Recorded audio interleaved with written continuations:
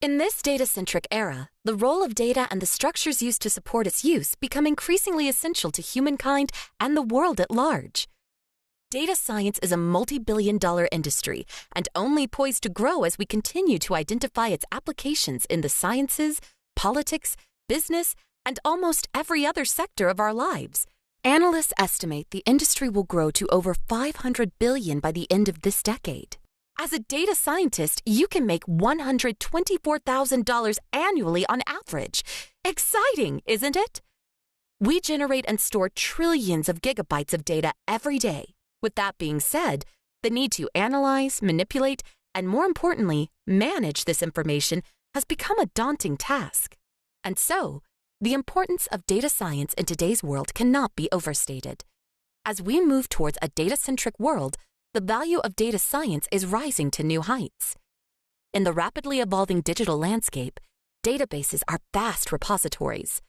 SQL, or Structured Query Language, is the key that unlocks these treasure troves, enabling us to query, update, and manipulate data efficiently. SQL plays a vital role in the data science workflow, enabling professionals to extract valuable insights from large, intricate datasets. SQL is powerful, globally relevant in industry and academia, and widely used by most data scientists today. A very versatile language called Python is used to connect various databases, execute SQL queries, and retrieve results in a format conducive to further data analysis. It offers a wide array of libraries that simplify the connecting process. This course aims to equip you with the knowledge and skills to harness the power of databases and SQL in your data science endeavors effectively. In Module 1 of this course, you will learn simple SQL for data manipulation in a database table. In Module 2, you will learn about data definition statements and how to create our database tables. In Module 3, you learn about built-in functions, subqueries, and working with multiple tables. In Module 4, you explore Python for accessing databases using Jupyter Notebooks.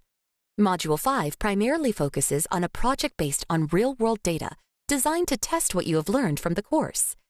An additional module, 6, covers advanced concepts like stored procedures, views, ACID transactions, inner and outer joins. Additionally, integrated hands-on labs and evaluations allow you to apply the theoretical knowledge to real-world scenarios, enhancing your understanding and retention of the concepts. These are designed with the sole purpose of maximizing your learning efficiency. All this will make your journey from learning to mastering SQL for data science interactive, engaging, and most importantly, effective. So, what are you waiting for? Let's embrace this exciting journey together.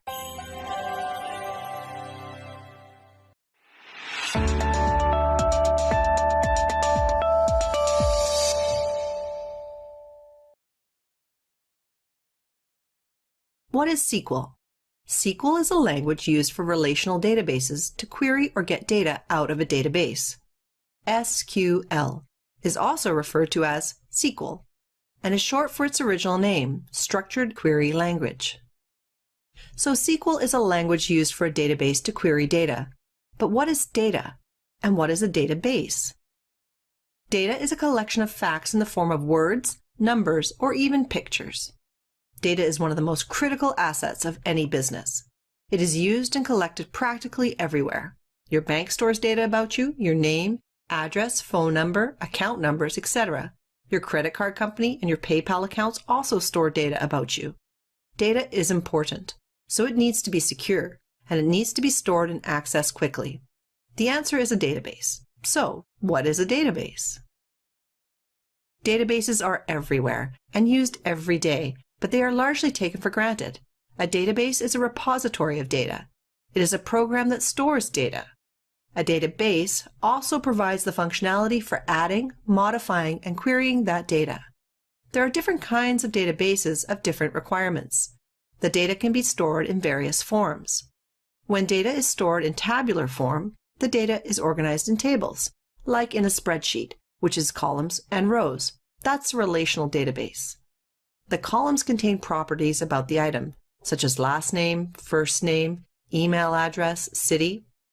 A table is a collection of related things, like a list of employees or a list of book authors. In a relational database, you can form relationships between tables. So a database is a repository of data. A set of software tools for the data in the database is called a database management system, or DBMS for short. The terms database, database server, database system, data server, and database management systems are often used interchangeably. For relational databases, it's called a Relational Database Management System, or RDBMS. RDBMS is a set of software tools that controls the data, such as access, organization, and storage. An RDBMS serves as the backbone of applications in many industries, including banking, transportation, health, and so on. Examples of relational database management systems are MySQL, Oracle Database, DB2 Warehouse, and DB2 on Cloud. For the majority of people using a database, there are 5 simple commands to create a table, insert data to populate the table, select data from the table, update data in the table, delete data from the table. You can now describe what is SQL, what is data, what is a database, and what is a relational database. You know that RDBMS stands for Relational Database Management System. And you can list 5 basic SQL commands to create a table, insert data to populate the table, select data from the table, update data in the table, and delete data from the table. Thanks for watching this video. Hello, and welcome to Retrieving Data with the Select Statement. In this video, we will learn about retrieving data from a relational database table by selecting columns of a table. At the end of this lesson, you will be able to retrieve data from a relational database table, define the use of a predicate, identify the syntax of the select statement using the where clause, and list the comparison operators supported by a relational database management system. The main purpose of a database management system is not just to store the data, but also facilitate retrieval of the data.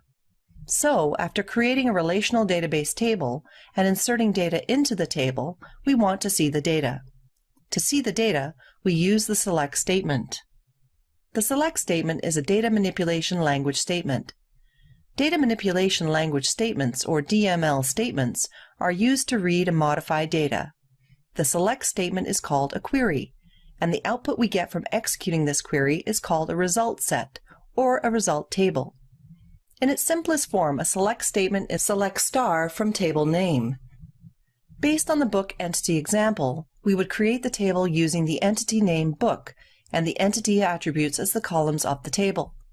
The data would be added to the book table by adding rows to the table using the insert statement. In the book entity example, select star from book gives a result set of 4 rows. All the data rows for all columns in the table book are displayed. In addition, you can also retrieve all the rows for all columns by specifying the column names individually in the select statement. You don't always have to retrieve all the columns in a table. You can retrieve just a subset of columns. If you want, you can retrieve just 2 columns from the table book, for example, book_ID and title. In this case, the select statement is select book_ID, title from book. In this case, only the 2 columns display for each of the 4 rows. Also notice that the order of the columns displayed always matches the order in the select statement. However, what if we want to know the title of the book whose book_ID is B1? Relational operation helps us in restricting the result set by allowing us to use the clause where. The where clause always requires a predicate. A predicate is a condition that evaluates to true, false, or unknown. Predicates are used in the search condition of the where clause. So, if we need to know the title of the book whose book_ID is B1, we use the where clause with the predicate book_ID equals B1. Select book_ID, title from book, where book_ID equals B1. Notice that the result set is now restricted to just one row whose condition evaluates to true. The previous example used the comparison operator equal to in the where clause. There are other comparison operators supported by a relational database management system: equal to, greater than, less than, greater than or equal to, less than or equal to, and not equal to. Now you can retrieve data and select columns from a relational database table, define the use of a predicate, identify the syntax of the select statement using the where clause, and list the comparison operators supported by a relational database management system. Thanks for watching this video.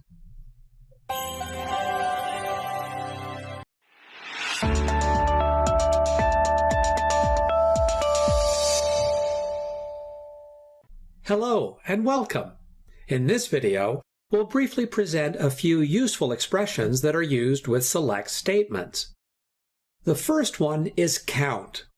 Count is a built-in database function that retrieves the number of rows that match the query criteria. For example, get the total number of rows in a given table. Select count star from table name. Let's say you create a table called metals, which has a column called country, and you want to retrieve the number of rows where the medal recipient is from Canada. You can issue a query like this. Select count country from metals where country equals Canada. The second expression is distinct. Distinct is used to remove duplicate values from a result set. Example, to retrieve unique values in a column. Select distinct column name from table name. In the metals table mentioned earlier, a country may have received a gold medal multiple times. Example, retrieve the list of unique countries that received gold medals, that is, removing all duplicate values of the same country. Select distinct country from metals where medal type equals gold. The third expression is limit. Limit is used for restricting the number of rows retrieved from the database. Example, retrieve just the first 10 rows in a table. Select star from table name, limit 10. This can be very useful to examine the results set by looking at just a few rows instead of retrieving the entire results set, which may be very large. Example, retrieve just a few rows in the metals table for a particular year. Select star from metals where year equals 2018, limit 5. In this video, we looked at some useful expressions that are used with select statements, namely the count, distinct, and limit built-in functions. Thanks for watching this video. Hello, and welcome to the insert statement. In this video, we will learn about populating a relational database table. At the end of this video, you will be able to identify the syntax of the insert statement and explain two methods to add rows to a table. After a table is created, the table needs to be populated with data.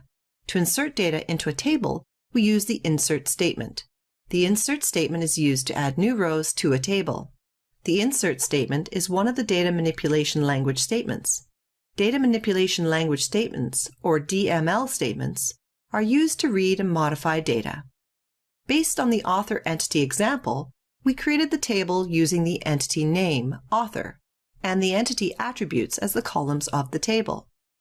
Now we will add the data to the author table by adding rows to the table. To add the data to the author table, we use the insert statement. The syntax of the insert statement looks like this: insert into table name, column name, values. In this statement, table name identifies the table. The column name list identifies each column in the table, and the values clause specifies the data values to be added to the columns in the table. To add a row with the data for Raoul Chong, we insert a row with an author underscore ID of A1, the last name as Chong, the first name as Raoul, the email as rfc@ibm.com, the city as Toronto, and the country as CA for Canada. The author table has 6 columns. So the insert statement lists the 6 column names, separated by commas, followed by a value for each of the columns, also separated by commas. It is important that the number of values provided in the values clause is equal to the number of column names specified in the column name list. This ensures that each column has a value. Tables do not need to be populated one row at a time. Multiple rows can be inserted by specifying each row in the values clause.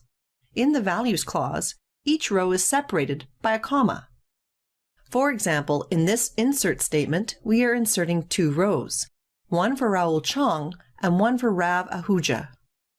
Now you can identify the syntax of the insert statement and explain the 2 methods to add rows to a table, one row at a time or multiple rows. Thanks for watching this video. Hello, and welcome to the update statement and the delete statement. In this video, we will learn about altering and deleting data in a relational database table. At the end of this lesson, you will be able to identify the syntax of the update statement and delete statement, and explain the importance of the where clause in these statements. After a table is created and populated with data, the data in a table can be altered with the update statement. The update statement is one of the data manipulation language, or DML statements. DML statements are used to read and modify data. Based on the author entity example, we created the table using the entity name author and the entity attributes as the columns of the table. Rows were added to the author table to populate the table. Sometime later, you want to alter the data in the table. To alter or modify the data in the author table, we use the update statement. The syntax of the update statement looks like this: update table name set column name equal to value where condition. In this statement, table name identifies the table. The column name identifies the column value to be changed, as specified in the where condition. Let's look at an example. In this example, you want to update the first name and last name of the author with author _ IDA2 from Rav Ahuja to Lakshmi Kata. In this example, to see the update statement in action, we start by selecting all rows from the author table to see the values. To change the first name and last name to Lakshmi Kata, where the author ID is equal to A2, enter the update statement as follows: update author set last name equal to Kata, first name equal to Lakshmi, where author ID is equal to A2.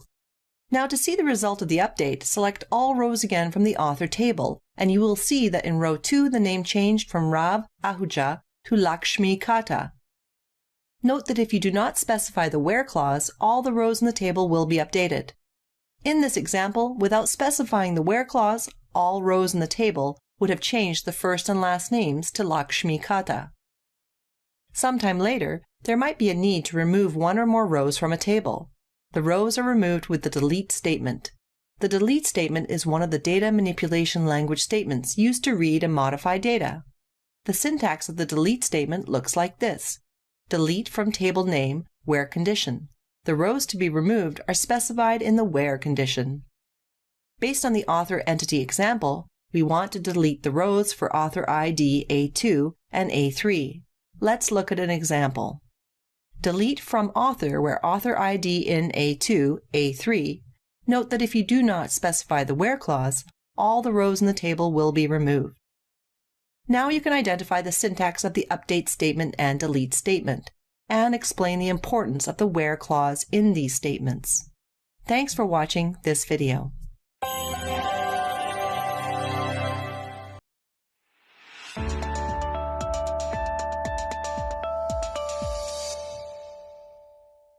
Hello and welcome to Database Concepts.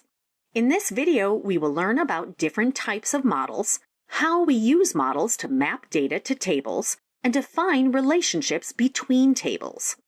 At the end of this lesson, you will be able to explain the advantage of the relational model, explain how the entity name and attributes map to a relational database table, describe the difference between an entity and an attribute, identify some commonly used data types, and describe the function of primary keys. The relational model is the most used data model for databases because this model allows for data independence. Data is stored in a simple data structure, tables. This provides logical data independence, physical data independence, and physical storage independence. An Entity Relationship Data Model, or ER data model, is an alternative to a relational data model. Using a simplified library database as an example, this figure shows an Entity Relationship Diagram, or ERD, that represents entities, called tables, and their relationships. In the library example, we have books. A book can be written by one or many authors. The library can have one or many copies of a book. Each copy can be borrowed by only one borrower at a time. An entity relationship model proposes thinking of a database as a collection of entities. Rather than being used as a model on its own, the ER model is used as a tool to design relational databases. In the ER model, entities are objects that exist independently of any other entities in the database. The building blocks of an ER diagram are entities and attributes. An entity can be a noun, person, place, or thing. In an ER diagram, an entity is drawn as a rectangle. Entities have attributes, which are the data elements that characterize the entity. Attributes tell us more about the entity. In an ER diagram, attributes are drawn as ovals. Using a simplified library as an example, the book is an example of an entity. Attributes are certain properties or characteristics of an entity and tell us more about the entity. The entity book has attributes such as book title, the edition of the book, the year the book was written, etc. Attributes are connected to exactly one entity. The entity book becomes a table in the database, and the attributes become the columns in a table. A table is a combination of rows and columns. While mapping, the entity becomes the table. Having said that, the table has not yet taken the form of rows and columns. The attributes get translated into columns in a table, providing the actual table form of rows and columns. Later, we add some data values to each of the columns, which completes the table form. Each attribute stores data values of different formats: characters, numbers, dates, currency, and many more besides. In the book table example, the title is made up of characters. As book titles vary in length, we can set the variable character data type for the title column, varchar. For character columns that do not vary in length, we use character, or char. The edition and year columns would be numeric. The ISBN column would be char because it contains dashes as well as numbers, and so on. Using the book entity mapping as an example, we can create the tables for the remainder of our simplified library example using entity names like author, author list, borrower, loan, and copy. The entity attributes will be the columns of the tables. Each table is assigned a primary key. The primary key of a relational table uniquely identifies each tuple or row in a table, preventing duplication of data and providing a way of defining relationships between tables. Tables can also contain foreign keys, which are primary keys defined in other tables, creating a link between the tables. Now you know that the key advantage of the relational model is logical and physical data independence and storage independence. Entities are independent objects which can have multiple characteristics called attributes. When mapping to a relational database, entities are represented as tables and attributes map to columns. Common data types include characters such as char and varchar, numbers such as integer and decimal, and timestamps including date and time. A primary key uniquely identifies a specific row in a table and prevents duplication of data.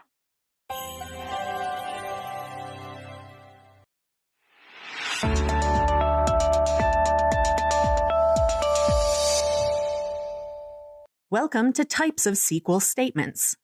At the end of this video, you will be able to distinguish between data definition language statements and data manipulation language statements. SQL statements are used for interacting with entities, that is, tables, attributes, that is, columns, and their tuples, or rows with data values, in relational databases. SQL statements fall into two different categories: data definition language statements and data manipulation language statements. Data definition language, or DDL statements, are used to define, change, or drop database objects such as tables. Common DDL statement types include create, alter, truncate, and drop. Create, which is used for creating tables and defining its columns.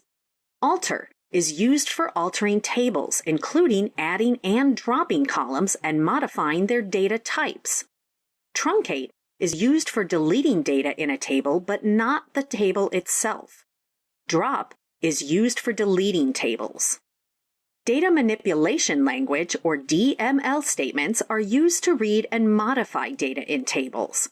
These are also sometimes referred to as CRUD operations, that is, create, read, update, and delete rows in a table. Common DML statement types include insert, select, update, and delete. Insert is used for inserting a row or several rows of data into a table. Select reads or selects row or rows from a table. Update edits row or rows in a table. And delete removes a row or rows of data from a table.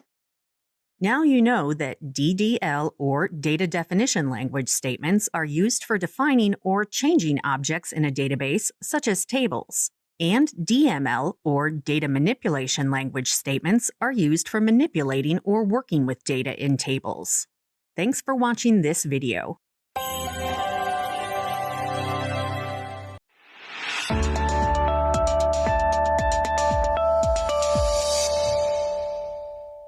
Welcome to Create Table Statement. At the end of this video, you will be able to explain how the entity name and attributes are used to create a relational database table. Now let's look at the most common DDL statement, create. The syntax of the create table is shown here. You start with create table, followed by the name of the table you want to create.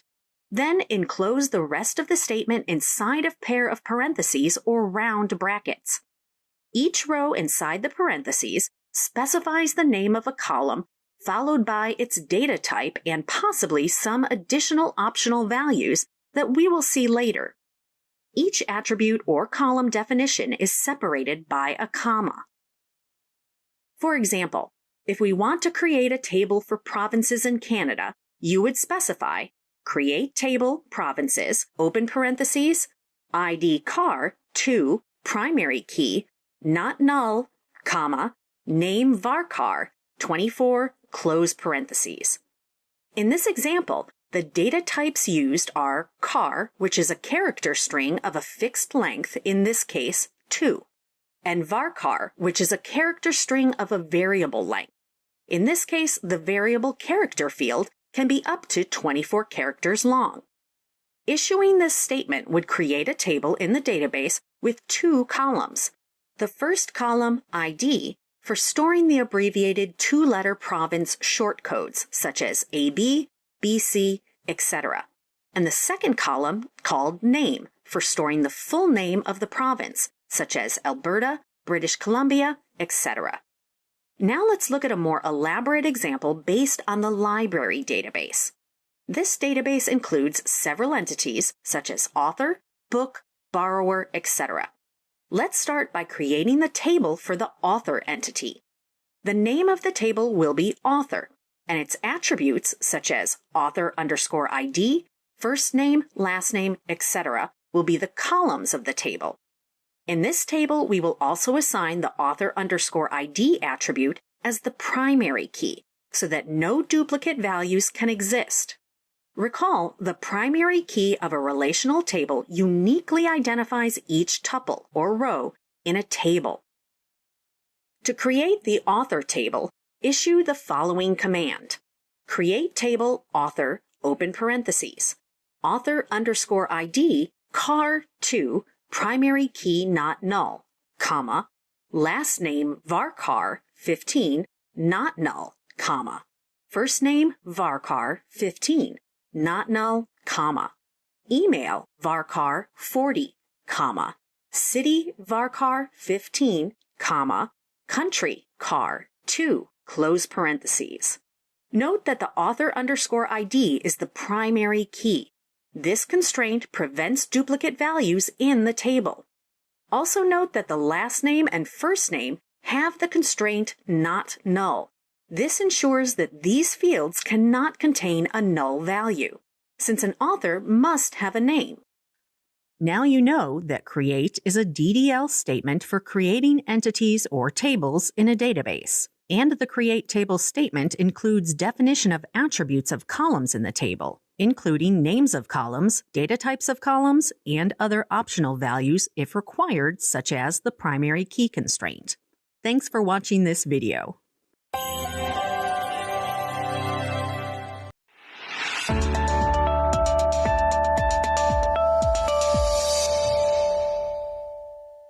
Hello and welcome to Alter, Drop, and Truncate tables. After watching this video, you will be able to describe the alter table, drop table, and truncate statements, explain the syntax, and use the statements in queries. You use the alter table statement to add or remove columns from a table, to modify the data type of columns, to add or remove keys, and to add or remove constraints. The syntax of the alter table statement is shown here. You start with alter table, followed by the name of the table that you want to alter. Differently to the create table statement, though, you do not use parentheses to enclose the parameters for the alter table statement. Each row in the alter table statement specifies one change that you want to make to the table. For example, to add a telephone number column to the author table in the library database to store the author's telephone number, use the following statement. Alter table author, add column, telephone underscore number, big int, semicolon. In this example, the data type for the column is big int, which can hold a number up to 19 digits long. You can also use the alter table statement to modify the data type of a column. To do this, use the modify clause specifying the new data type for the column. For example, using a numeric data type for telephone number means that you cannot include parentheses, plus signs, or dashes as part of the number. You can change the column to use the car data type to overcome this. This code shows how to alter the author table. Alter table author, modify telephone underscore number, car 20. Altering the data type of a column containing existing data can cause problems, though, if the existing data is not compatible with the new data type. For example, changing a column from the car data type to a numeric data type will not work if the column already contains non-numeric data. If you try to do this, you will see an error message in the notification log and the statement will not run. If your spec changes and you no longer need this extra column, you can again use the alter table statement, this time with the drop column clause to remove the column as shown. Alter table author drop column telephone underscore number semicolon. Similar to using drop column to delete a column from a table, you use the drop table statement to delete a table from a database. If you delete a table that contains data, by default, the data will be deleted alongside the table. The syntax for the drop table statement is drop table, table underscore name, semicolon. So you use this statement, drop table author, semicolon, to remove the table from the database. Sometimes you might want to just delete the data in a table rather than deleting the table itself. While you can use the delete statement without a where clause to do this, it is generally quicker and more efficient to truncate the table instead. You use the truncate table statement to delete all of the rows in a table. The syntax of this statement is truncate table, table underscore name, immediate, semicolon. The immediate specifies to process the statement immediately and that it cannot be undone. So, to truncate the author table, you use this statement, truncate table, author immediate, semicolon. In this video, you learned that the alter table statement changes the structure of an existing table, for example, to add, modify, or drop columns. The drop table statement deletes an existing table, and the truncate table statement deletes all rows of data in a table.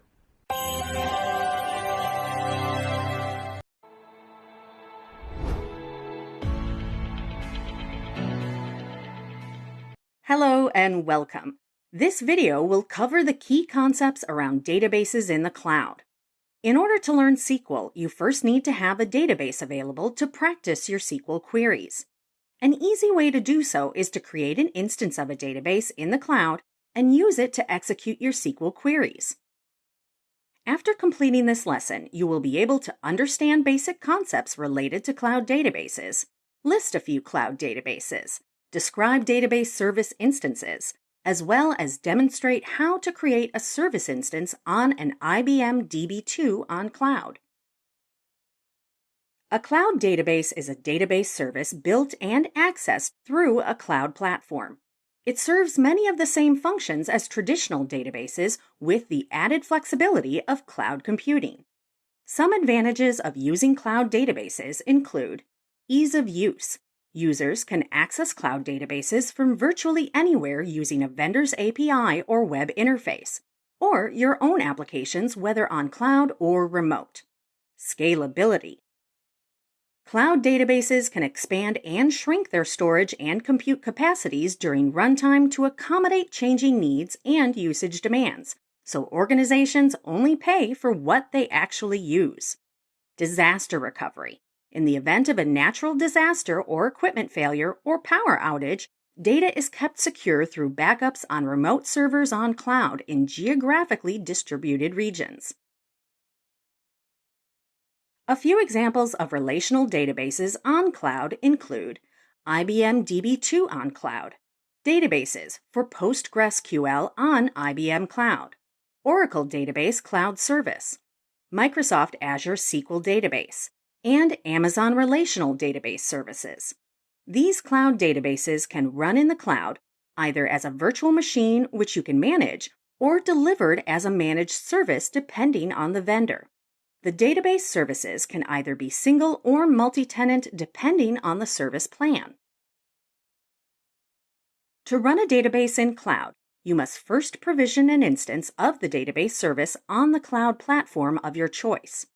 An instance of a database as a service, or DBAS, provides users with access to database resources in cloud without the need for setting up of the underlying hardware, installing the database software, and administering the database. The database service instance will hold your data in related tables. Once your data is loaded into the database instance, you can connect to the database instance using a web interface or APIs in your applications. Once connected, your application can send SQL queries across to the database instance. The database instance then resolves the SQL statements into operations against the data and objects in the database. Any data retrieved is returned to the application as a result set. Now let's see how a database instance is created for DB2 on cloud. IBM DB2 on cloud is a SQL database provisioned for you in the cloud.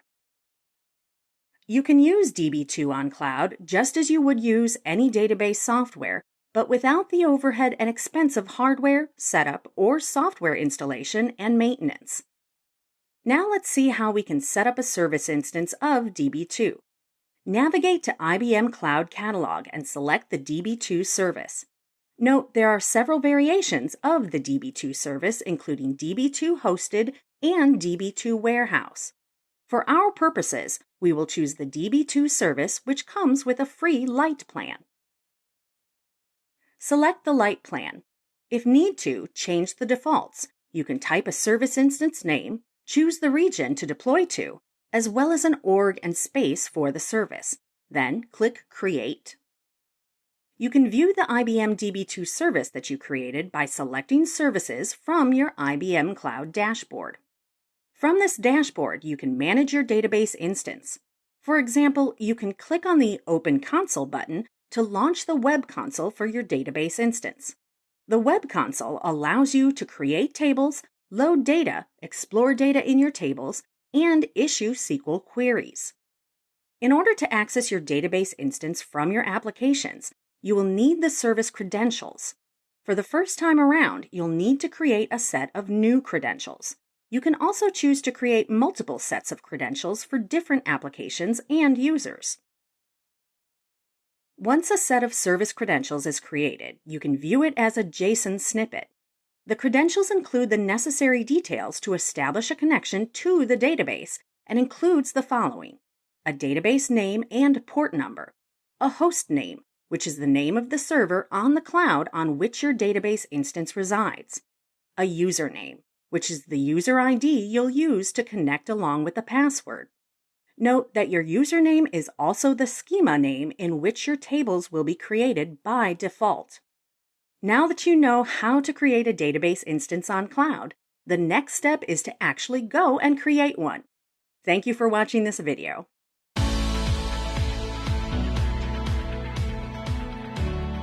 Hello, and welcome to Retrieving Data with Select Statement String Patterns. In this video, we will learn about some advanced techniques in retrieving data from a relational database table. At the end of this lesson, you will be able to describe how to simplify a select statement by using string patterns, ranges, or sets of values. The main purpose of a database management system is not just to store the data, but also facilitate retrieval of the data. In its simplest form, a select statement is select star from table name. Based on our simplified library database model and the table book, select star from book gives a result set of 4 rows. All the data rows for all columns in the table book are displayed. Or you can retrieve a subset of columns, for example, just 2 columns from the table book, such as book_ID and title. Or you can restrict the result set by using the where clause. For example, you can select the title of the book whose book_ID is B1. But what if we don't know exactly what value to specify in the where clause? The where clause always requires a predicate, which is a condition that evaluates to true, false, or unknown. But what if we don't know exactly what value the predicate is? For example, what if we can't remember the name of the author, but we remember that their first name starts with R? In a relational database, we can use string patterns to search data rows that match this condition. Let's look at some examples of using string patterns. If we can't remember the name of the author, but we remember that their name starts with R, we use the where clause with the like predicate. The like predicate is used in a where clause to search for a pattern in a column. The % is used to define missing letters. The % can be placed before the pattern, after the pattern, or both before and after the pattern. In this example, we use the % after the pattern, which is the letter R. The % is called a wildcard character. A wildcard character is used to substitute other characters. So, if we can't remember the name of the author, but we can remember that their first name starts with the letter R, we add the like predicate to the where clause. For example, select first name from author, where first name like R %. This will return all rows in the author table whose author's first name starts with the letter R. And here is the result set. 2 rows are returned for authors Raoul and Rav. What if we wanted to retrieve the list of books whose number of pages is more than 290 but less than 300? We could write the select statement like this, specifying the where clause as where pages is greater than or equal to 290 and pages is less than or equal to 300. But in a relational database, we can use a range of numbers to specify the same condition. Instead of using the comparison operators greater than or equal to, we use the comparison operator between and. Between and compares 2 values. The values in the range are inclusive. In this case, we rewrite the query to specify the where clause as where pages between 290 and 300. The result set is the same, but the select statement is easier and quicker to write. In some cases, there are data values that cannot be grouped under ranges.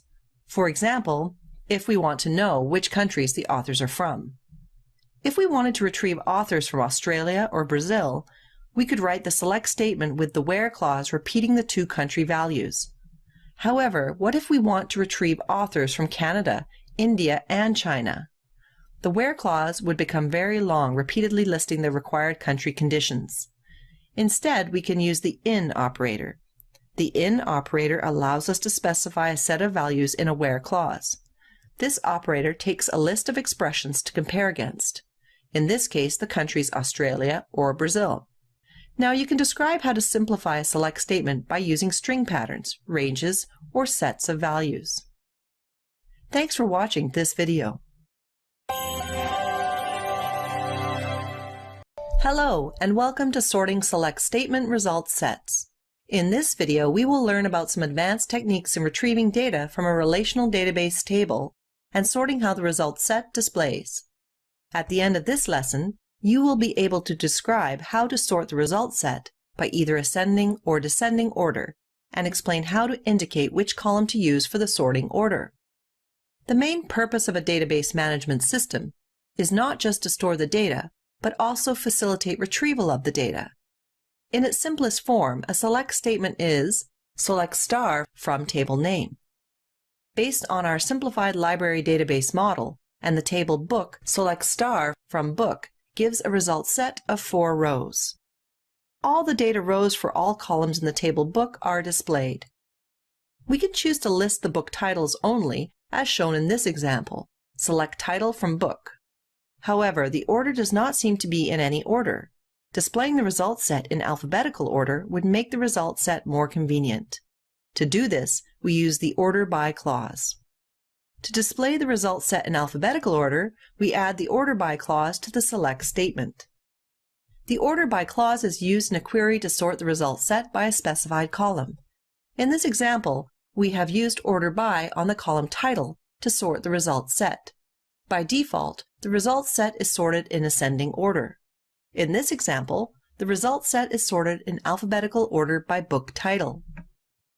To sort in descending order, use the keyword des.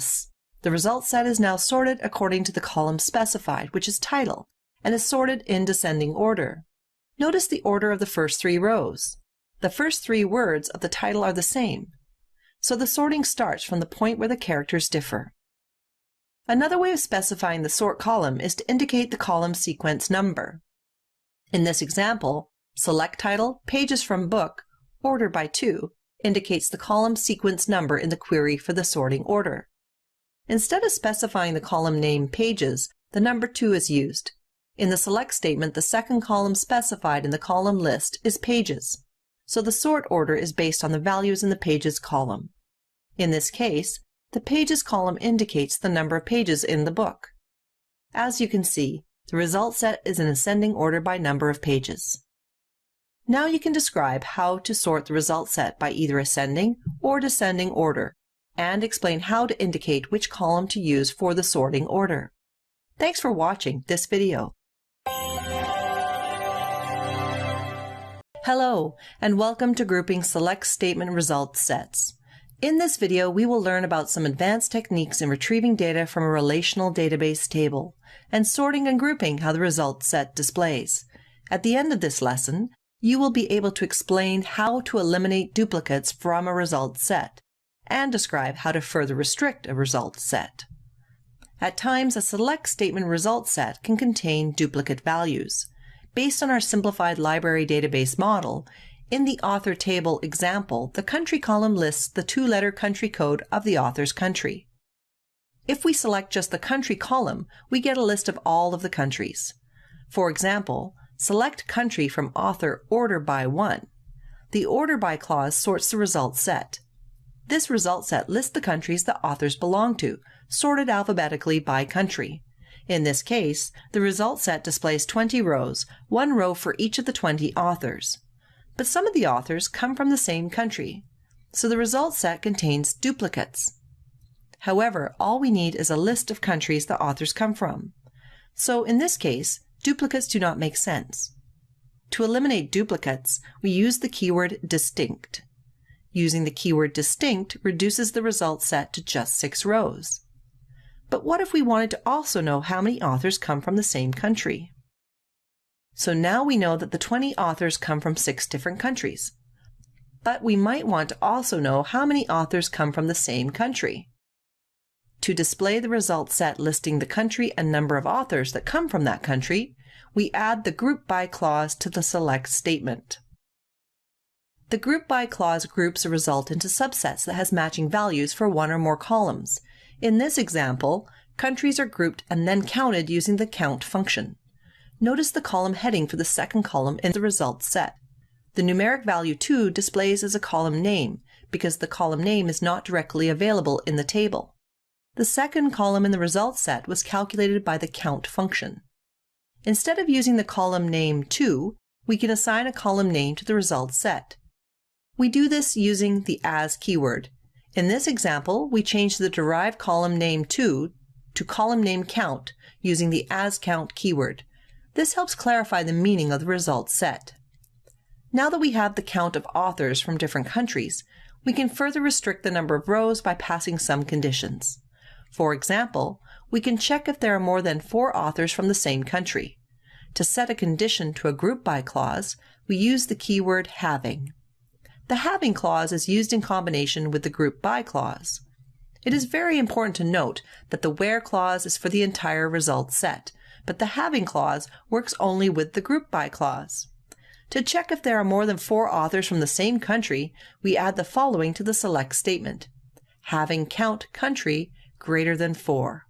Only countries that have 5 or more authors from that country are listed in the result set. In this example, those countries are China with 6 authors and India also with 6 authors. Now you can explain how to eliminate duplicates from a result set and describe how to further restrict a result set. Thanks for watching this video.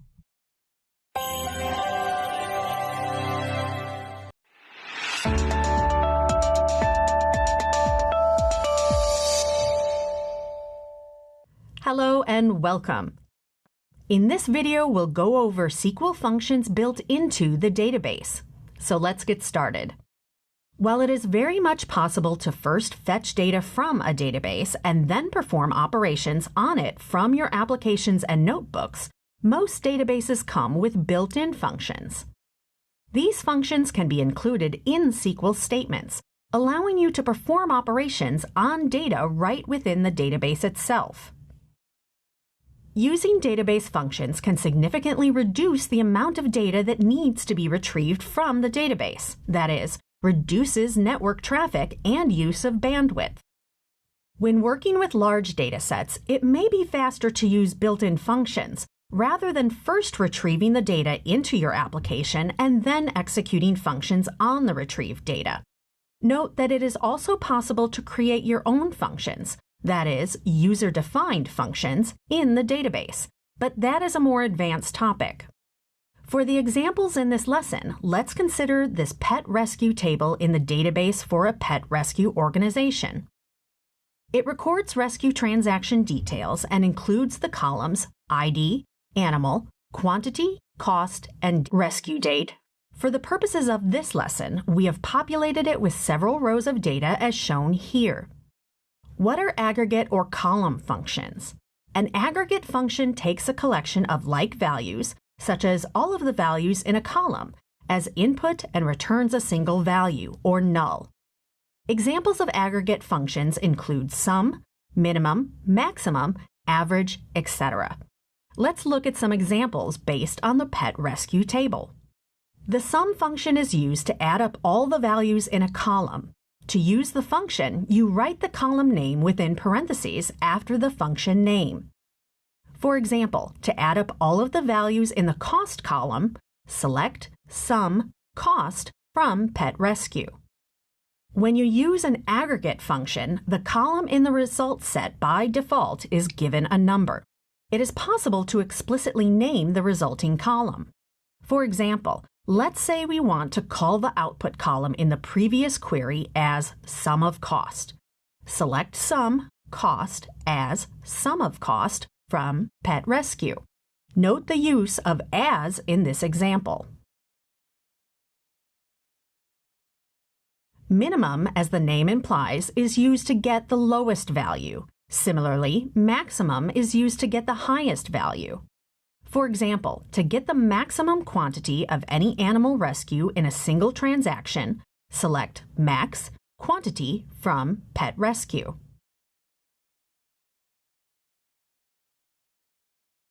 Aggregate functions can also be applied on a subset of data instead of an entire column.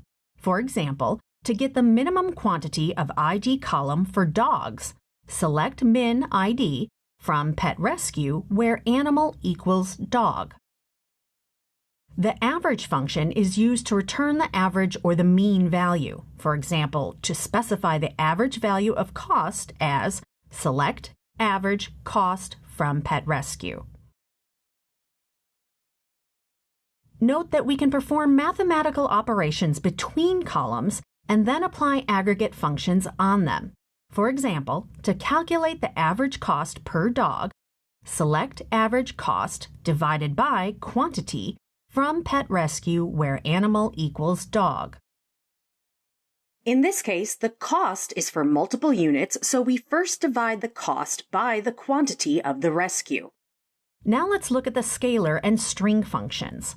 Scalar functions perform operations on individual values. For example, to round up or down every value in the cost column to the nearest integer, select Round Cost from Pet Rescue. There is a class of scalar functions called string functions that can be used for operations on strings, that is, char and varchar values. For example, to retrieve the length of each value in animal column, select Length Animal from Pet Rescue. Uppercase and lowercase functions can be used to return uppercase or lowercase values of strings. For example, to retrieve animal values in uppercase, select Uppercase Animal from Pet Rescue. Scalar functions can be used in the where clause. For example, to get lowercase values of the animal column for cat, select star from Pet Rescue where lowercase animal equals cat. This type of a statement is useful for matching values in the where clause if you are not sure whether the values are stored in upper, lower, or mixed case in the table. You can also have one function operate on the output of another function. For example, to get unique cases for animal column in uppercase, select Distinct Uppercase Animal from Pet Rescue. In this video, we looked at some built-in SQL aggregate functions, such as sum, minimum, maximum, and average. We also looked at scalar and string functions, such as round, lowercase, and uppercase. Thank you for watching.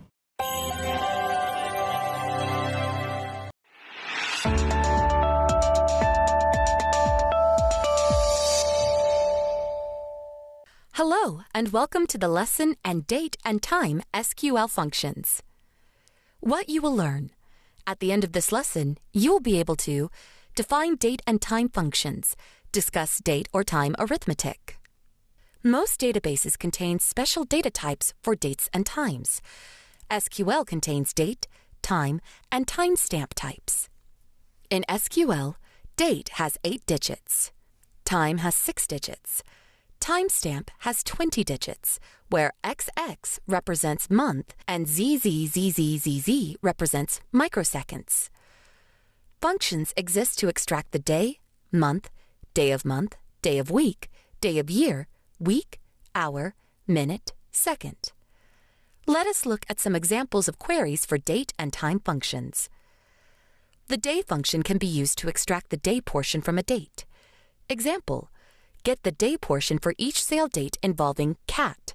Select day, rescue date, from Pet Rescue where animal equals cat. Date and time functions can be used in the where clause. Example: get the number of sales during the month of May, i.e. for month 5. Select count from Pet Rescue where month, rescue date equals 5. You can also perform date or time arithmetic. Example: What date is it 3 days after each rescue date? Maybe you want to know this because the order needs to be processed within 3 days. Select date_add, rescue date, interval 3 day from Pet Rescue. Special registers, current time, and current date are also available. Example, find how many days have passed since each rescue date till now. Select current date - rescue date from Pet Rescue. The result will be in years, months, days. Now you know that SQL contains date, time, and timestamp types. Date has 8 digits, YYY, MMDD. Time has 6 digits, HHMMSS. Timestamp has 20 digits, YYYY, XXDD, HHMMSS, ZZZZZZ, where XX represents month and Zs represent microseconds. Functions exist to extract the day, month, day of week, day of year, week, hour, minute, second. Date and time functions can be used in the where clause. The day function can be used to extract the day portion from a date.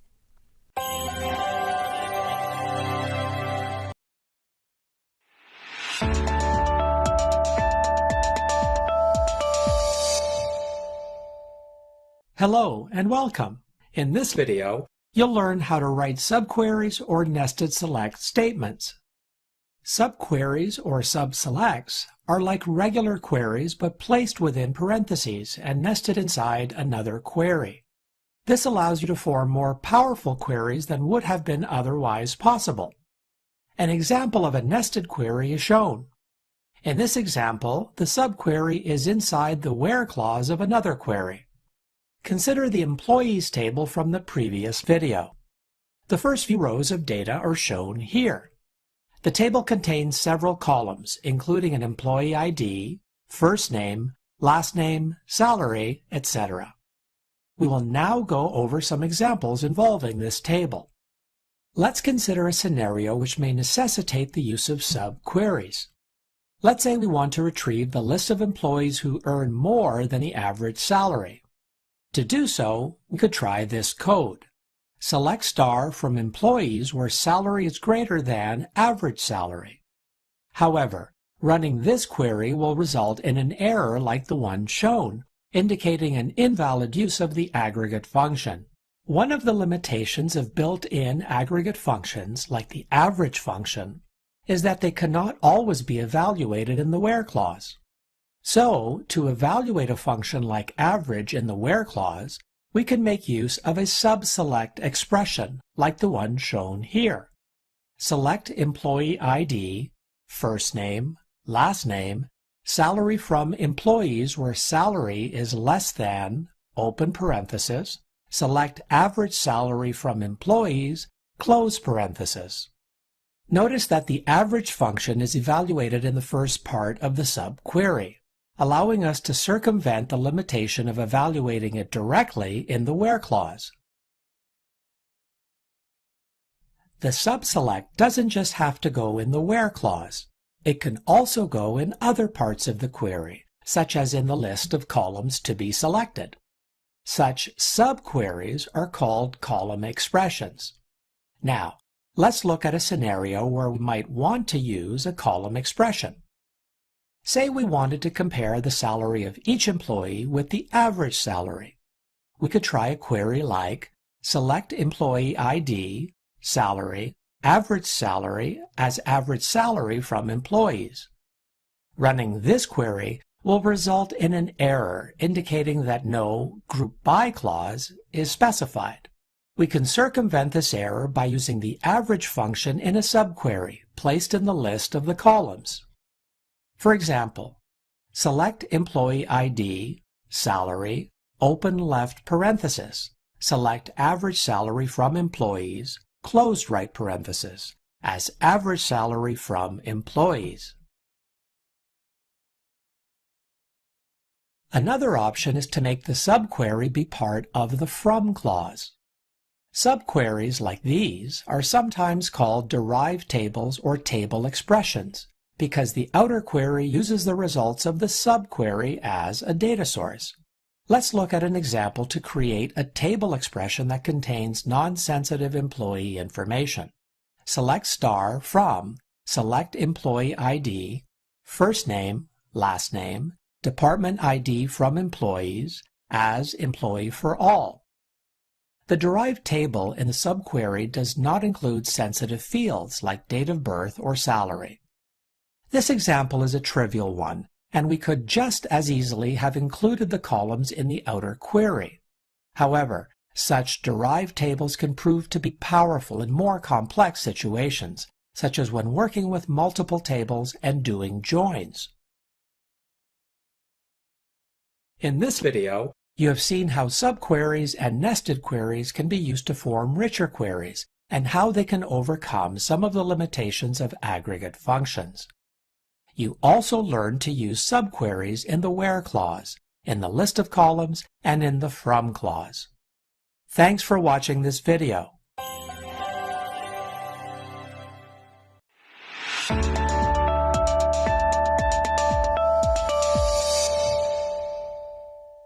Hello and welcome.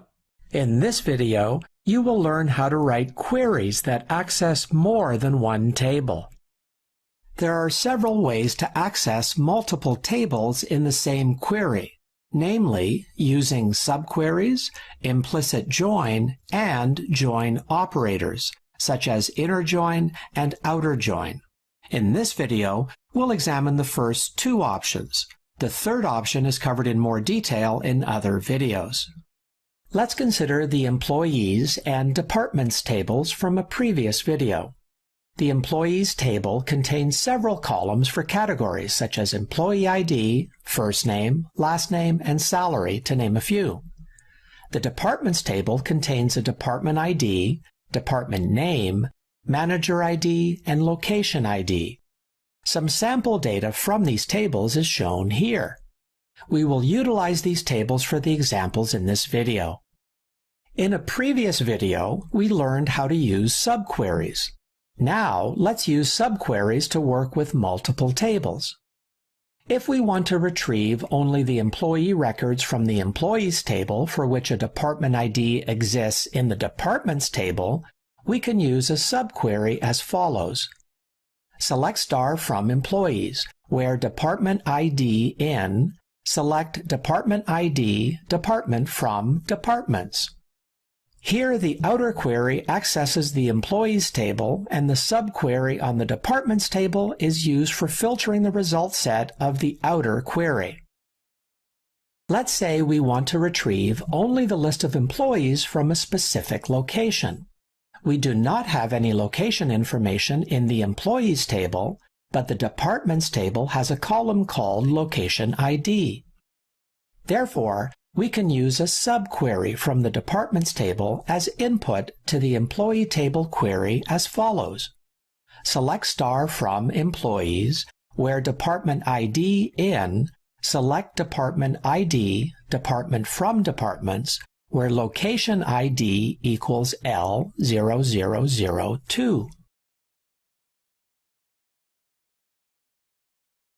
Now, let's retrieve the department ID and department name for employees who earn more than $70,000. To do so, we will need a subquery on the employees table to satisfy the salary criteria, and then feed it as input to an outer query on the departments table in order to get the matching department info. Select department ID, department, department name from departments, where department ID, department in, select department ID from employees where salary is greater than $70,000.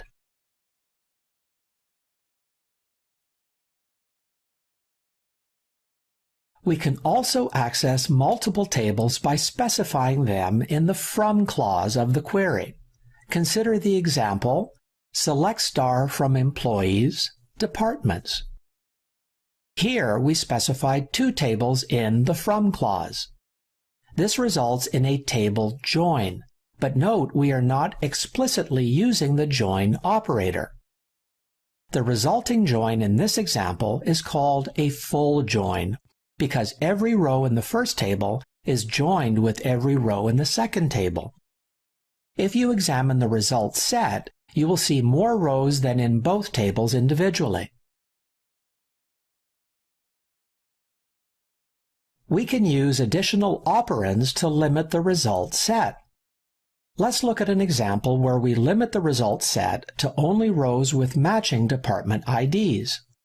Select star from Employees, Departments, where Employees, Department ID equals Departments, Department ID, Department. Notice that in the where clause, we prefix the name of the column with the name of the table. This is to fully qualify the column name, since it's possible that different tables could have some column names that are exactly the same. Since the table names can sometimes be long, we can use shorter aliases for table names as shown here. Select star from Employees E, Departments D, where E, Department ID, equals D, Department ID, Department. Here we define the alias E for Employees table and D for Departments table, and then use these aliases in the where clause.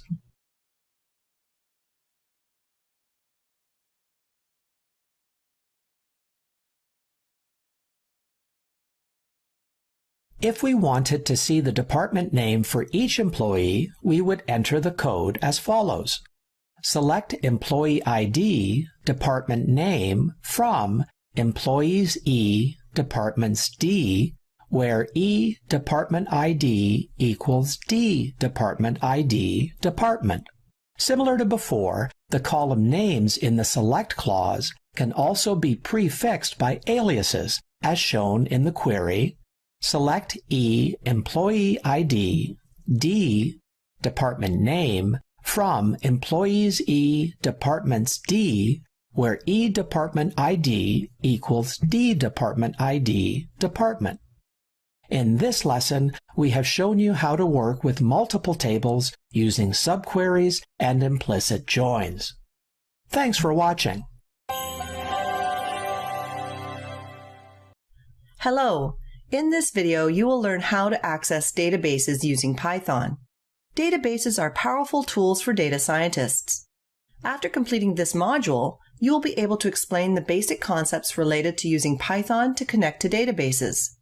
Then you will create tables, load data, and query data using SQL from Jupyter Notebooks, and finally, analyze the data. In the lab assignments, you will learn how to create an instance in the cloud, connect to a database, query data from the database using SQL, and analyze the data using Python.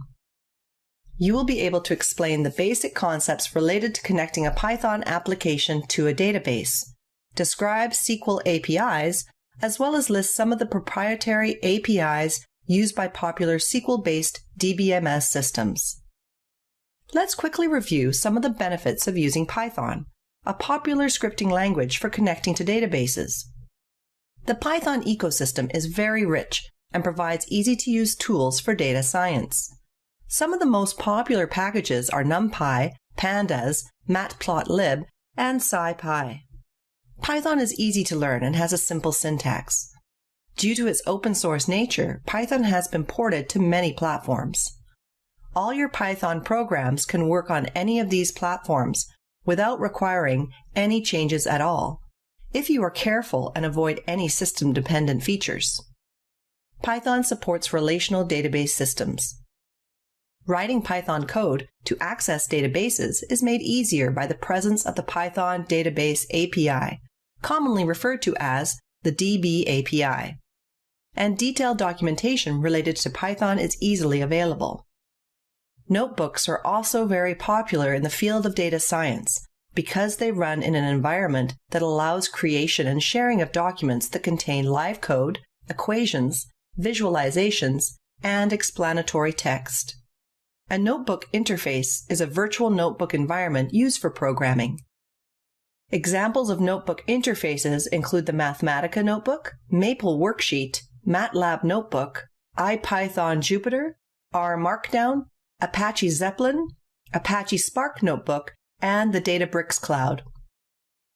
In this module, we will be using Jupyter Notebooks. The Jupyter Notebook is an open-source web application that allows you to create and share documents that contain live code, equations, visualizations, and narrative text. Here are some of the advantages of using Jupyter Notebooks. Notebooks support for over 40 programming languages, including Python, R, Julia, and Scala. Notebooks can be shared with others by email, Dropbox, GitHub, and the Jupyter Notebook Viewer. Your code can produce rich interactive output, HTML, images, videos, LaTeX, and custom MIME types. You can leverage big data tools such as Apache Spark from Python, R, and Scala, and explore that same data with Pandas, scikit-learn, ggplot2, and TensorFlow. This is how a typical user accesses databases using Python code written on a Jupyter Notebook, a web-based editor. There is a mechanism by which the Python program communicates with the DBMS. The Python code connects to the database using API calls. We will explain the basics of SQL APIs and Python DB APIs. An application programming interface is a set of functions that you can call to get access to some type of service. A SQL API consists of library function calls as an application programming interface, API, for the DBMS.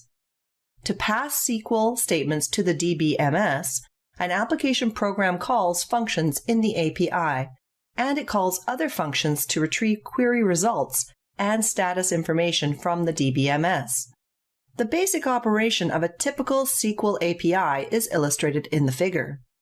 The application program begins its database access with one or more API calls that connect the program to the DBMS. To send a SQL statement to the DBMS, the program builds the statement as a text string in a buffer and then makes an API call to pass the buffer contents to the DBMS. The application program makes API calls to check the status of its DBMS request and to handle errors. The application program ends its database access with an API call that disconnects it from the database. Now let's learn basic concepts about some of the proprietary APIs used by popular SQL-based DBMS systems. Each database system has its own library. As you can see, the table shows a list of a few applications and corresponding SQL APIs. MySQL-C API provides low-level access to the MySQL client server protocol and enables C programs to access database contents. The PsychoPG2 API connects Python applications in PostgreSQL databases. The IBM_DB API is used to connect Python applications to IBM DB2 databases. The DBlib API is used to connect to SQL Server databases. ODBC is used for database access for Microsoft Windows OS. OCI is used by Oracle databases. And finally, JDBC is used by Java applications. Thanks for watching this video.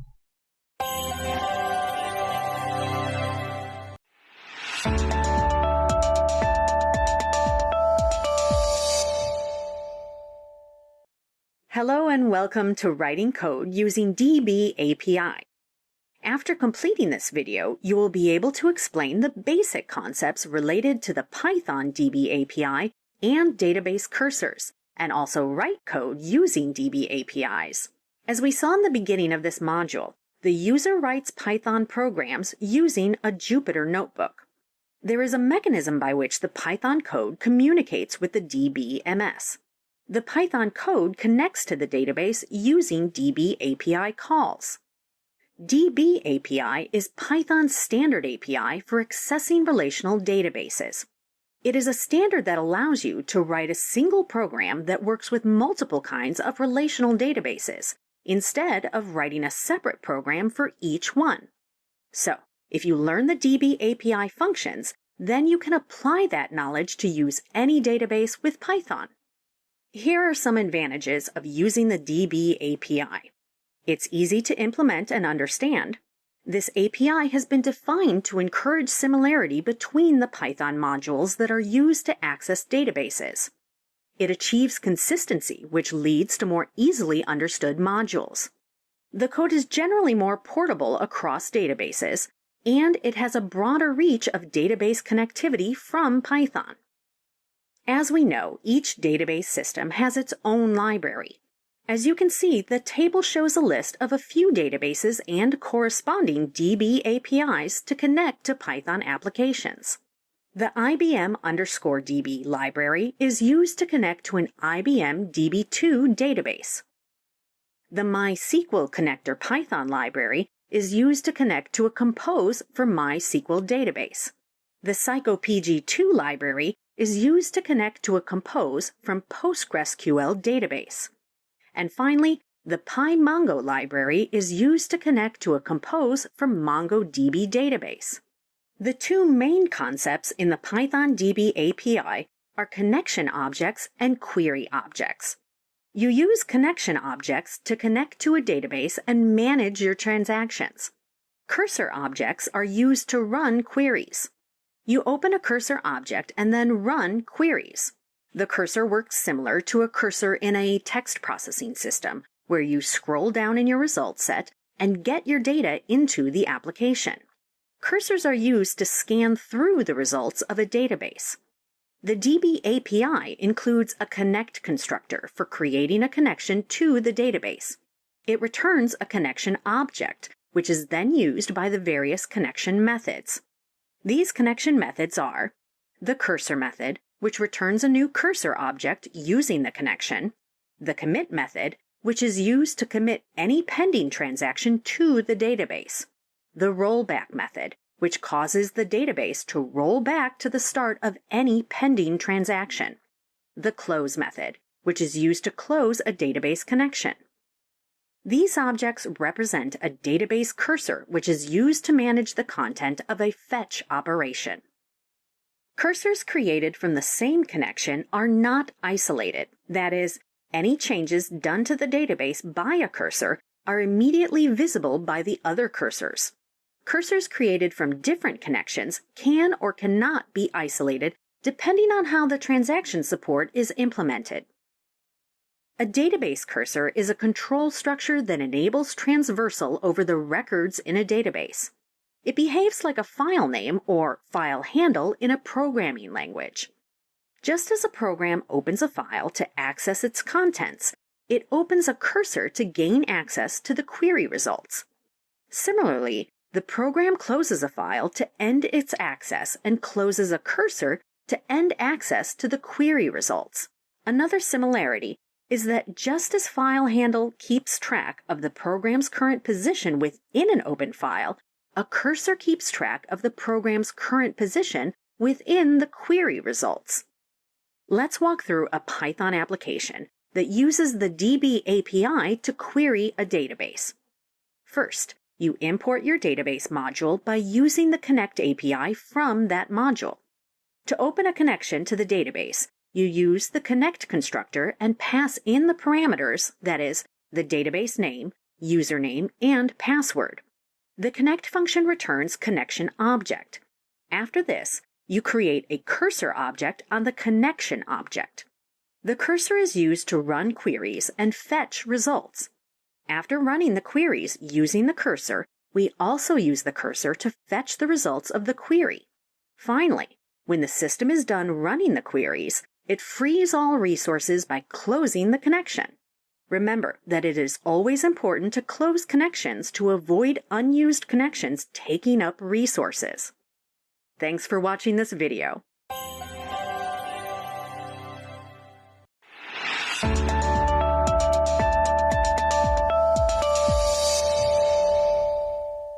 Hello, and welcome to this video on accessing databases using SQL Magic. In this video, you will learn what magic statements are, the difference between line magic and cell magics, some popularly used magic statements, and how to use SQL Magic in Jupyter Notebooks to access databases. So what are magic statements in Jupyter Notebooks? Magic commands or magic functions are special commands in Jupyter Notebooks that provide special functionalities. They are not valid Python code, but affect the behavior of the notebook. They are designed to solve various common problems in standard data analysis. There are two types of magic statements in Jupyter Notebooks: line magics and cell magics. Line magics in Jupyter Notebooks are commands that are prefixed with a single percentage character and operate on a single line of input. They are like command line calls in a terminal shell. On the other hand, cell magics are prefixed with 2 percentage characters and operate on multiple lines of input. They can even transform the entire cell or execute the cell in a different programming language. Some popularly used line magics in Jupyter Notebooks: %PWD. This command prints the current working directory. %LS. This command lists all files in the current directory. %history. This command shows the command history. %reset. This command resets the namespace by removing all names defined by the user. %who. This command lists all variables in the namespace. %whos. This command provides more detailed information about all variables in the namespace. %matplotlib inline. This command makes matplotlib plots appear within the notebook. %timeit, which times the execution of a single statement. To get a list of all available line magics, you can use %ls magic command. You can use multiple line magics in a single cell in a Jupyter Notebook. Each line magic should be on its own line. For example, %pwd, %ls. This will print the current working directory and then list all files in the current directory. Remember, line magics operate on a single line of input, so you can use as many as you need in a single cell if each is on its own line. Some line magic statements can also be used as cell magic statements, which would change the way they respond. For instance, %timeit would generate response with the time required to execute a single statement, whereas %timeit times the execution of the entire cell. Another example where cell magics are uniquely applicable is writefile, since %writefile myfile.txt writes the contents of the cell to myfile.texts. Cell magics are not just limited to Python. They allow you to run code in other languages too. Let's see some examples. %HTML cell magic allows you to write HTML code in your cell, and it will be rendered accordingly. For example, the use of HTML code displays the text "Hello World" as a heading. %JavaScript or %JS cell magic allows you to write JavaScript code in your cell. For example, the use of JavaScript code generates a web page pop-up with the display message "Hello World." %bash cell magic allows you to write bash commands. For example, the use of bash script statement echo generates the text "Hello World" as will be received in a terminal. Before you can use SQL magic, however, you will need to install some dependencies. First, install the IPython-SQL library, which allows SQL magic. You can do this by running !pip install-user IPython-SQL in a code cell of a notebook. Next, to use the SQL magic in Jupyter Notebook, you need to load the SQL extension using %load_ext SQL. Then you can run SQL queries by entering %SQL or %SQL, depending on whether you want to use line or cell magic. Before running the queries, however, you need to establish a connection between the SQL server and the SQL magic module of the notebook. As an example, let us explore the use of SQL magic with the SQL Lite 3 database server. We first need to establish a connection to a database, say hr.db, using SQL Lite 3.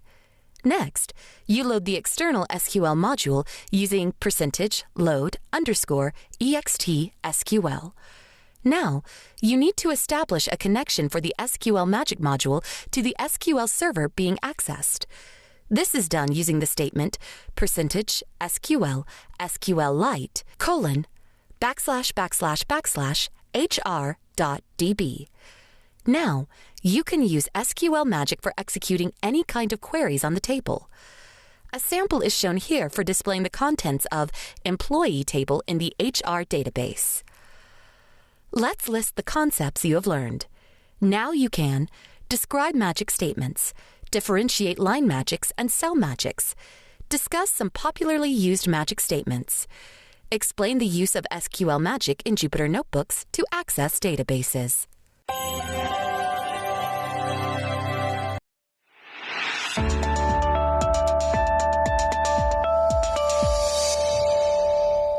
Hello, and welcome to this video on analyzing data with Python. After watching this video, you will be able to describe how to design a hands-on lab, explain how to create the main parts of a hands-on lab, and describe instructional labs and learning tools interoperability, or LTI, labs. In this video, we will be using the McDonald's menu nutritional facts data for popular menu items at McDonald's while using Python to perform basic exploratory analysis. McDonald's is an American fast food company and the world's largest restaurant chain by revenue. Although McDonald's is known for fast food items such as hamburgers, French fries, soft drinks, milkshakes, and desserts, the company has added to its menu salads, fish, smoothies, and fruit. McDonald's provides nutrition analysis of their menu items to help you balance your McDonald's meal with other foods you eat. The data set used in this lesson has been obtained from the Nutritional Facts for McDonald's menu from Kaggle.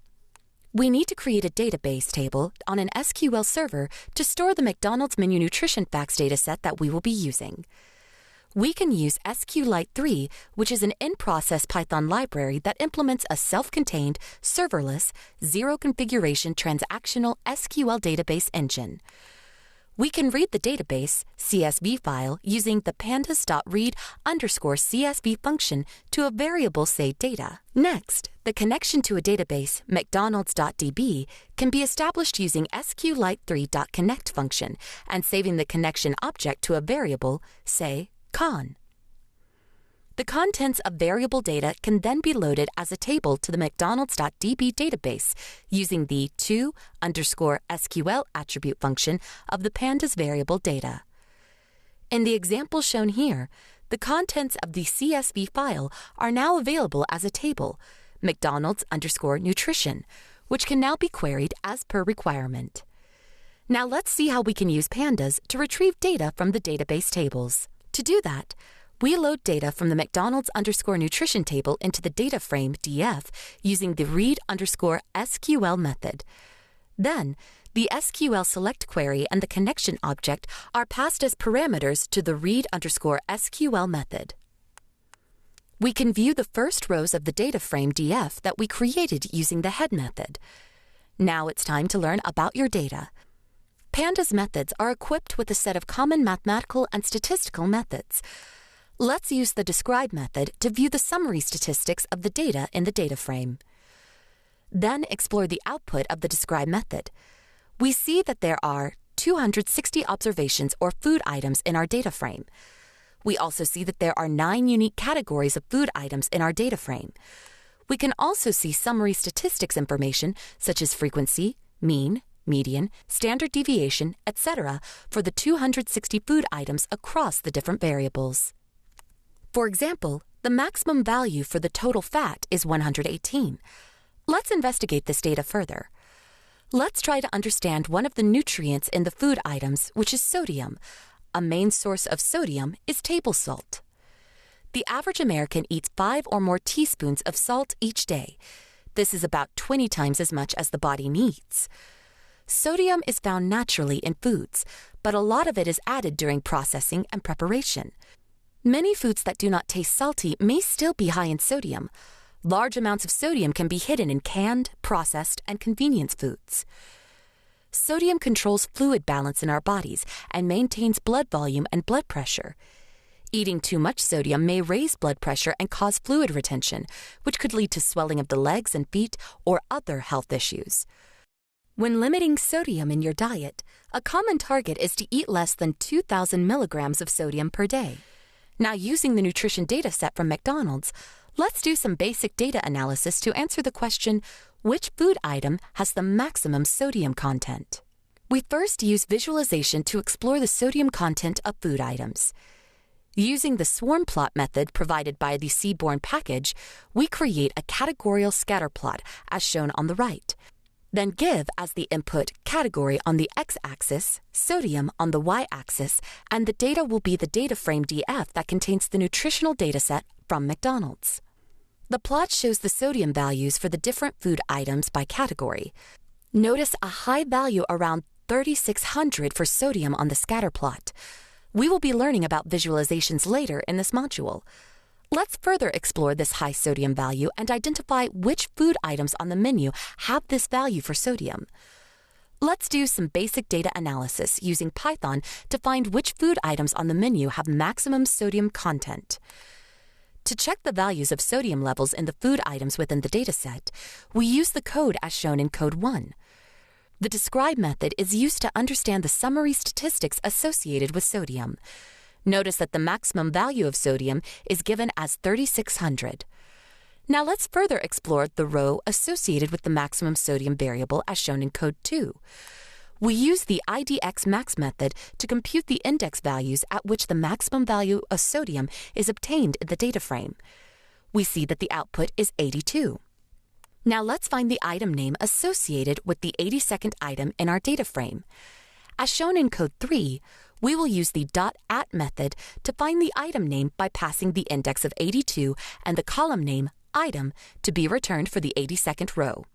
Finally, we find that the food item on the menu that has a highest sodium content is Chicken McNuggets, 40 pieces. Visualizations are very useful for initial data exploration. They can help us understand relationships, patterns, and outliers in the data. Let's first create a scatter plot with protein on the x-axis and total fat on the y-axis.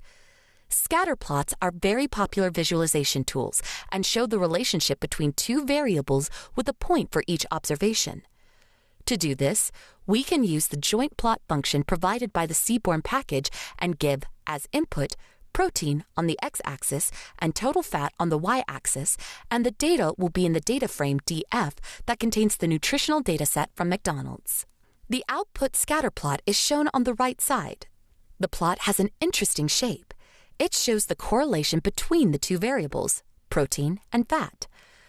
Correlation is a measure of association between two variables and has a value of between -1 and +1. We see that the points on the scatter plot are closer to a straight line in the positive direction, so we have a positive correlation between the two variables. On the top right corner of the scatter plot, we have the values of the Pearson correlation, 0.81, and the significance of the correlation denoted as P, which is a good value that shows the variables are certainly correlated. The plot also shows two histograms, one on the top and the other on the right side. The histogram on the top is that of the variable protein, and the histogram on the right side is that of the variable total fat. We also notice that there is a point on the scatter plot outside the general pattern. This is a possible outlier. Now let's see how we can visualize data using box plots. Box plots are charts that indicate the distribution of one or more variables. The box in a box plot captures the middle 50% of data. Lines and points indicate possible skewness and outliers. Let's create a box plot for sugar. The function we are going to use is boxplot from the Seaborn package. We give the column name sugars as input to the boxplot function. The output is shown on the right side, where we have the boxplot with average values of sugar in food items around 30 grams. We also notice a few outliers that indicate food items with extreme values of sugar. There exist food items in the dataset that have sugar content of around 128 grams. Candies may be among these high sugar content food items on the menu. Now you know that SQLite 3 is an in-process Python library that implements a self-contained, serverless, zero-configuration, transactional SQL database engine. The pandas.read_CSV function is used to read the database CSV file. The SQLite3.connect function is used to connect to a database. To use pandas to retrieve data from the database tables, load data using the read_SQL method and select the SQL select query. A categorical scatter plot is created using the swarm plot bracket method by the Seaborn package.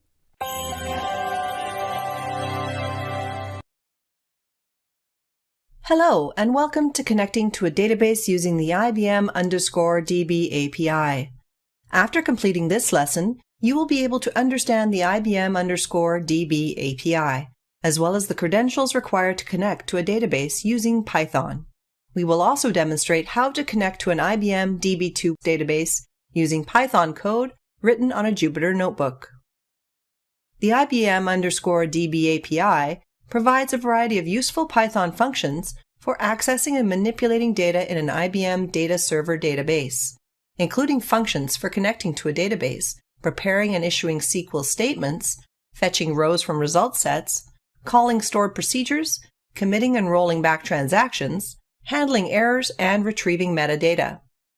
The IBM_DB API uses the IBM Data Server driver for ODBC and CLI APIs to connect to IBM DB2 and Informix.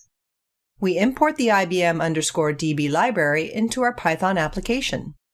Connecting to the DB2 requires the following information: a driver name, a database name, a host DNS name or IP address, a host port, a connection protocol, a user ID, and a user password.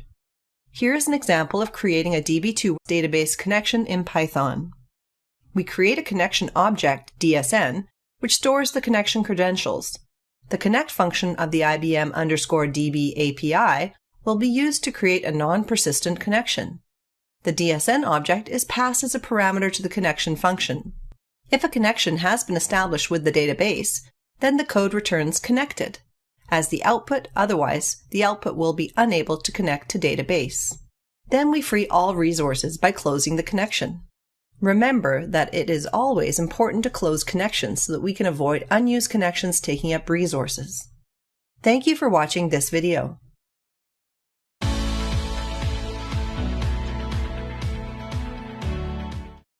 Hello, and welcome to creating tables, loading data, and querying data. After completing this lesson, you will be able to understand basic concepts related to creating tables, loading data, and querying data using Python, as well as demonstrate an example of how to perform these tasks using the IBM DB2 on Cloud database and Jupyter notebooks. For this example, we will be using DB2 as the database. We first obtain a connection resource by connecting to the database by using the connect method of the IBM_DB API. There are different ways of creating tables in DB2. One is using the web console provided by DB2, and the other option is to create tables from any SQL, R, or Python environments. Let's take a look at how to create tables in DB2 from our Python application. Here is a sample table of a commercial trucks database. Let's see how we can create the trucks table in the DB2 using Python code. To create a table, we use the IBM_DB exec_immediate function. The parameters for the function are connection, which is a valid database connection resource that is returned from the IBM_DB connect or IBM_DB pconnect function. Statement, which is a string that contains the SQL statement. And options, which is an optional parameter that includes a dictionary that specifies the type of cursor to return for result sets.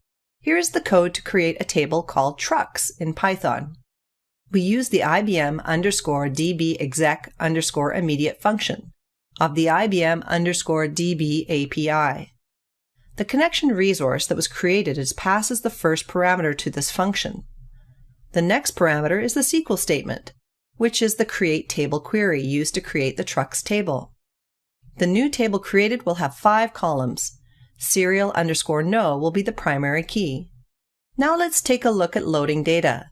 We use the IBM_DB exec_immediate function of the IBM_DB API. The connection resource that was created is passed as the first parameter to this function. The next parameter is the SQL statement, which is the insert into query used to insert data in the trucks table. A new row will be added to the trucks table. Similarly, we add more rows to the trucks table using the IBM_DB_exec_immediate function. Now that your Python code has been connected to a database instance and the database table has been created and populated with data, let's see how we can fetch data from the trucks table that we created on DB2 using Python code. We use the IBM_DB exec_immediate function of the IBM_DB API. The connection resource that was created is passed as the first parameter to this function. The next parameter is the SQL statement, which is the select from table query. The Python code returns the output, which shows the fields of the data in the trucks table.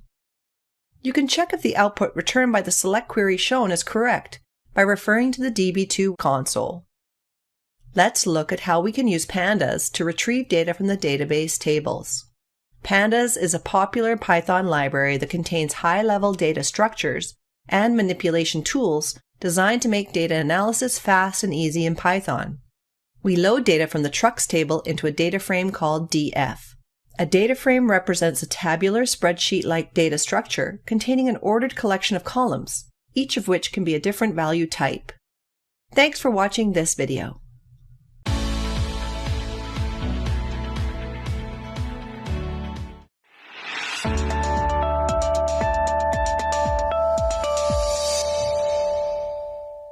Hello, and welcome. In this video, we'll give you a few hints and tips for working with real-world data sets. What you will learn. At the end of this video, you will be able to discuss the format of data in databases, explain how to load data in databases. Many of the real-world data sets are made available as CSV files. These are text files that contain data values typically separated by commas. In some cases, a different separator, such as a semicolon, may be used.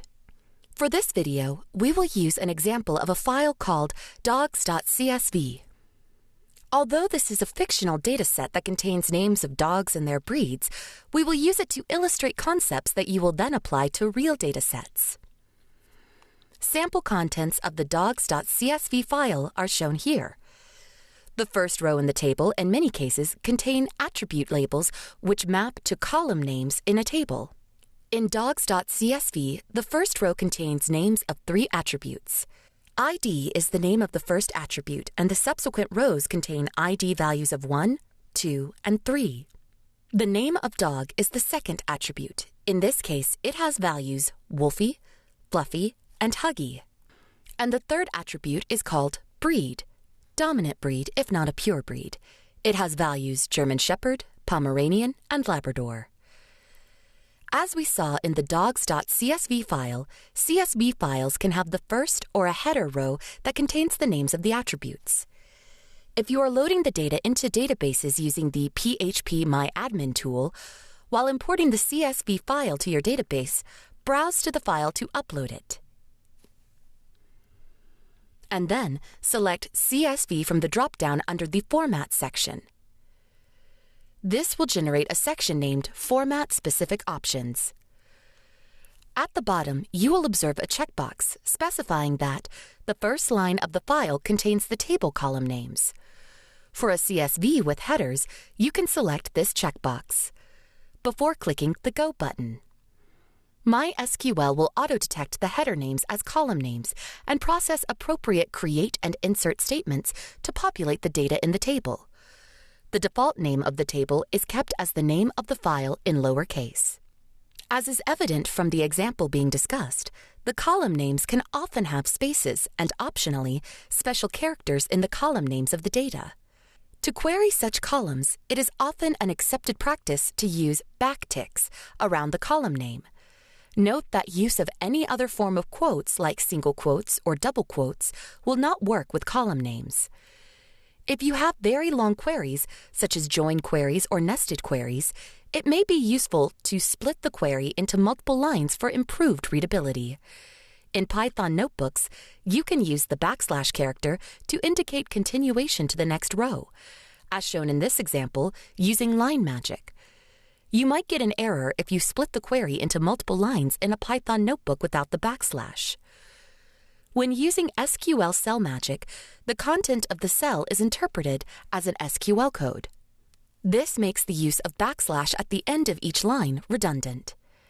In Python, you can also query the tables in a database using read_SQL method from the pandas library. This function will be easier to use if you have the query saved in a specific variable, say query_statement. In such cases, if your query contains double quotes, possibly to specify a column name with spaces or special characters, you could differentiate the quote by using single quotes for the Python variable to enclose the SQL query and double quotes for the column names. What if you need to specify single quotes within the query, for example, to specify a value in the where clause? In this case, you can use backslash as the escape character before the quote. How would you restrict the number of rows retrieved? A table may contain thousands or millions of rows, but you may only want to just sample some data sample or look at just a few rows to see what kind of data the table contains. You may be tempted to just do select star from table name to retrieve the results in a pandas data frame and do a head on it. But doing so may take a long time for a query to run. Instead, you can restrict the results set by using the limit clause. For example, use the following query to retrieve just the first 3 rows in a table called census data. Select asterisk from census_data limit 3. Now you know that datasets are basically CSVs, which are text files containing data values separated by commas. Use the phpMyAdmin statement to load data in the database. To query columns in a table, backticks are used around the column name. Refrain from using single or double quotes. Long queries, join queries, or nested queries need to be split into multiple lines for improved readability. In Python, the tables can be queried in the database using the read_SQL method from the pandas library. Use the limit clause to restrict the results set.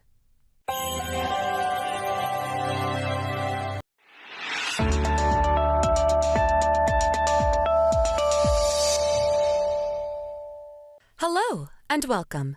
In this video, we'll look at how to get information about tables and their columns in a database. What you will learn.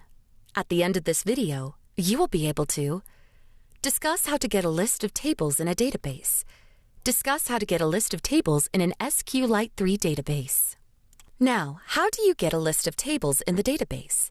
Sometimes your database may contain several tables and you may not remember the correct name. For example, you may wonder whether the table is called dog, dogs, or four-legged mammals. Database systems typically contain system or catalog tables from where you can query the list of tables and get their properties. In DB2, this catalog is called syscat.tables. In SQL Server, it's information_schema.tables. In SQLite 3, it is SQLite_master, and in MySQL, it is showTables. To get a list of tables in an SQLite 3 database, you can run the following query. Select name from SQLite_master, where type equals table. The same can be done in a MySQL interface using the statement showTables.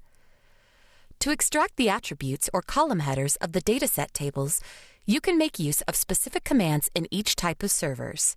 For instance, in SQLite 3, you can use the command pragma_table_info. In MySQL, the command can be used for this is describe table name.